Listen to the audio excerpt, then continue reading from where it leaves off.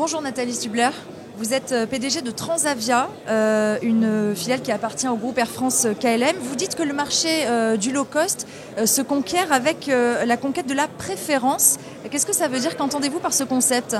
Alors, une low cost, qu'est-ce que c'est finalement? C'est une compagnie qui a une structure de coût plus basse et donc qui permet d'offrir à ses clients des tarifs tout à fait abordables.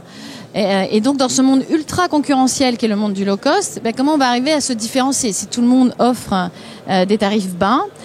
Nous, on pense que la bataille de la préférence, c'est clé, puisque c'est comme ça qu'on va garder nos clients et qu'on va continuer à se développer dans ce monde ultra concurrentiel. Alors, comment on va se positionner? D'abord, nous, on revendique d'être la filiale d'un grand groupe, qui est celui d'Air France KLM. Qu'est-ce que ça nous donne? Ça nous donne l'accès à une base client beaucoup plus grande, avec des clients de par le monde qui verront l'offre Transavia sur l'offre Air France, par exemple, le site internet. Et puis, ça nous permet aussi également de bénéficier d'un programme de fidélité, qui est le programme Flying Blue, qui est un programme extraordinaire, et donc qui permet aussi d'offrir à nos clients de pouvoir utiliser leurs miles dans l'ensemble du monde entier. Une image de marque aussi, j'imagine. Voilà, mais c'est surtout, je dirais, par l'appartenance à ce groupe qui est un des piliers de cette préférence client qu'on cherche à développer. Le deuxième pilier, c'est vraiment l'expérience client. Cette fois-ci qu'on offre, nous, Transavia, à nos clients. Alors, c'est quoi l'expérience client? D'abord, elle est très proche de nos clients. Elle est proche parce qu'on va utiliser un canal digital qui est celui du smartphone. Alors, ok, on est digital native parce qu'on n'a que 10 ans, mais en plus, nous, on va miser sur le smartphone. On a déjà un internaute sur 4 qui achète son billet sur le smartphone. Donc, c'est nécessairement clé de lui offrir un service extrêmement simplifié, rapide. Et puis, on va évidemment interagir avec lui grâce à cet outil. Alors, les réseaux sociaux, bien sûr, mais aussi WhatsApp. On est la seule compagnie aérienne à offrir un service client sur WhatsApp. Et enfin, dans l'expérience client, il y a l'expérience de voyage elle-même.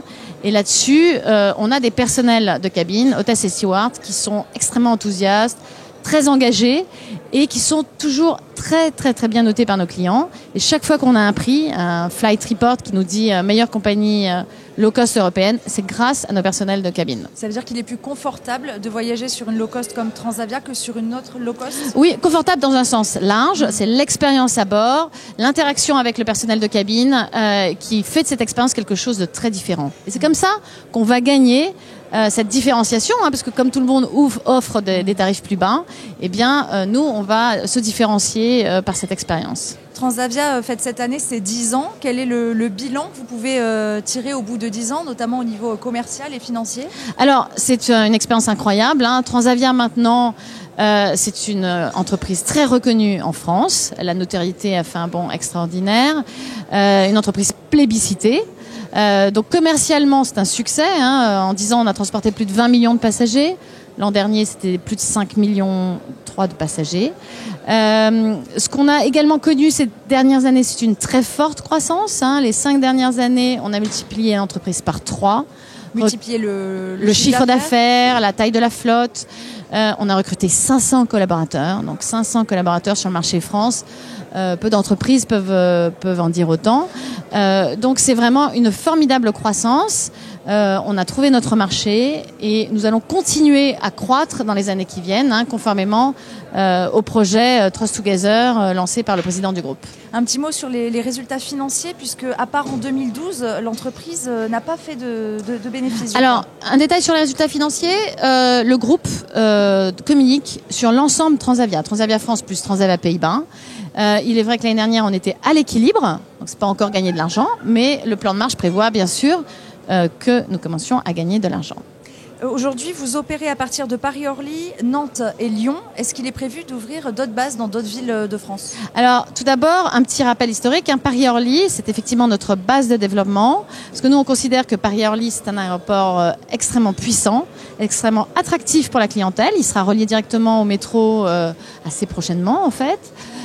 Et on a développé, effectivement, notre offre au départ de cet aéroport. On est maintenant la première low cost au départ de Paris-Orly, donc c'est tout à fait intéressant. On s'est développé aussi plus récemment sur Lyon et Nantes. Ces 3 bases, ça correspond aussi à la taille de l'entreprise. L'entreprise a 29 avions cette année, donc c'est assez cohérent d'avoir ces 3 bases qui ont été développées par Transavia. on va continuer à se développer. La feuille de route du président Jean-Marc Janaillac, elle est claire. Et Transavia Pays-Bas se développe au départ des Pays-Bas. Et Transavia France va continuer à se développer au départ de la France. Donc d'autres villes peut-être. Cette année, on reste sur Nantes et Lyon, conformément à la taille de l'entreprise. Je dirais tout ça doit se faire aussi un peu selon l'évolution de la flotte de l'entreprise. Les destinations de l'année 2018, elles seront annoncées au moment où on mettra en vente l'année 2018. Merci beaucoup.